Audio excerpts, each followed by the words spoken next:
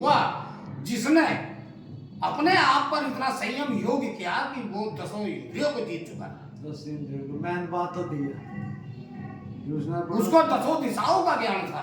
10 दिशाओं का ज्ञान था।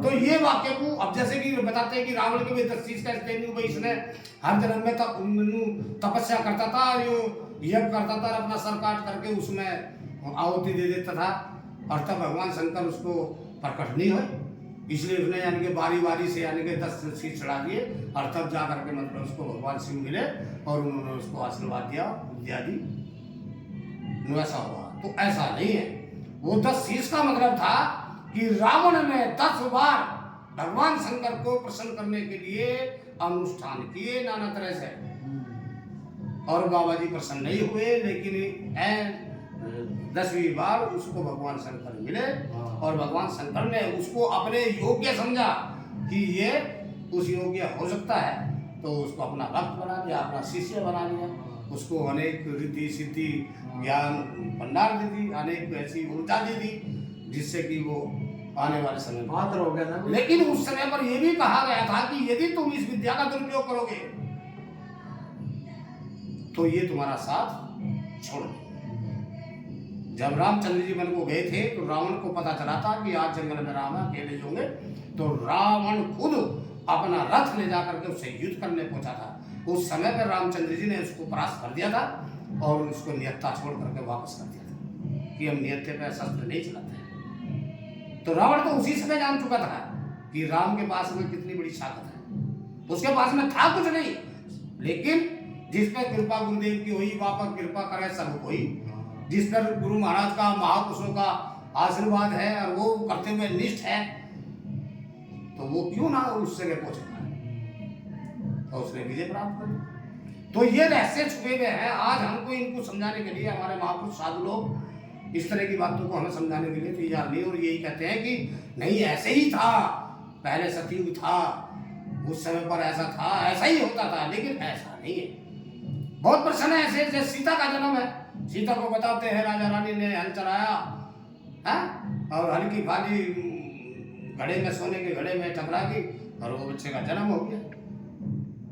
यदि ऐसे होते थे लोग तो पेड़ों पे से झांक लेते पुत्रों को, लेकिन ऐसा नियम नहीं है। परमात्मा का जो नियम है वो इस सृष्टि में प्राणी मात्र के लिए, सबके लिए एक है। सब मुख से खाते हैं, सब आंखों से देखते हैं, सब कानों से सुनते हैं, सब हाथ पैरों से चलते करते हैं, सब काम करते हैं, इससे अलावा और कोई काम नहीं करते। तो ये नियम है परमात्मा का, सबके लिए है, किसी एक के लिए तो नहीं, सबके लिए है ना, प्राणी मात्र के लिए है, तो वो न्यायकारी है, वो सबके लिए न्याय करता है। तो इसमें देखिए धर्म है, इसे समझने की जरूरत है। तो सीता का जो जन्म बताया उसमें ये बताया गया कि राजा जनक के राज्य में एक बार अकाल पड़ गया, तो राज्य का अनकोश भी भंडार जो था वो खत्म हो गया, कम हो गया। लोग त्राहिमाम करने लगे, राजा के सामने आए, उन्होंने आचार्य लोगों को बुलाया, ऋषियों को बुलाया, उन्होंने बताया कि भाई यदि तुम राजा रानी दोनों मिल करके एक साधारण कृषक बन करके खेत में चलाओगे और वरिष्ठ याग कराओगे तो वर्षा हो जाएगी। उन्होंने कहा कि सब तैयारी करी जाए, तो ये वरिष्ठ याग की तैयारी करी गई, याग प्रारंभ हो गया है, यज्ञ करते करते ही वर्षा होने लगी, हल चलाया गया तो उसमें फाली टकरा गई, बच्चा पैदा हो गया। ऐसा इतिहास बताता है, लेकिन नहीं, ऐसा नहीं था।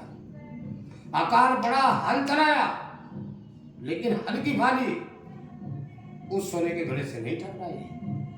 यही एक रहस्य है। जब बच्चा बिना बीज के, बिना गर्भाशय के पैदा नहीं हो सकता है, तो उस सोने के घड़े में दबे हुए में कब क्या से क्या हुआ होगा, क्या ये वो तो विधाता अलग की बात होगी। तो ये समझ से बाहर बात है कि ऐसा नहीं हो सकता।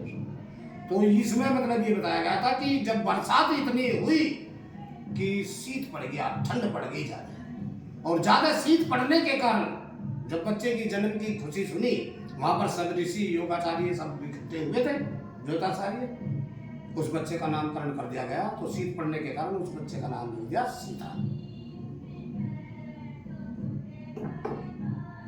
इसलिए सीता का जन्म हुआ। तो वो गर्भाशय थी, गर्भ से हुआ, ना कि खेत हुआ। हाँ ये भी खेत है। हाँ, गर्भ जो है ये भी एक, यानी कि जो मैथुन करना मनुष्य खेत का, है, ये भी एक खेत है। भूमि है जी अभी।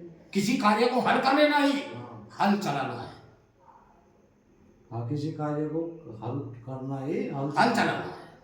अगर वो हमने हल कर दिया तो हल चल गया। तो ये रहस्य छुपा हुआ है, ये अज्ञानता, ये पाखंड, जो रूढ़िवादिता है, कुरीतिता है, ये मनुष्य को समाज से दूर करने की कोशिश, प्रयास रहना चाहिए हर मनुष्य को। हाँ तभी हमारा समाज सच्चे ज्ञान को प्राप्त करने की कोशिश करेगा, हाँ, नहीं तो भटकना रह जाएगी। भटकना।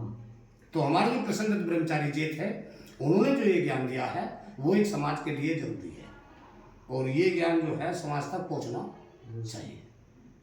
इसकी तो जरूरत ही है, हाँ। आज समय की इसकी तो जरूरत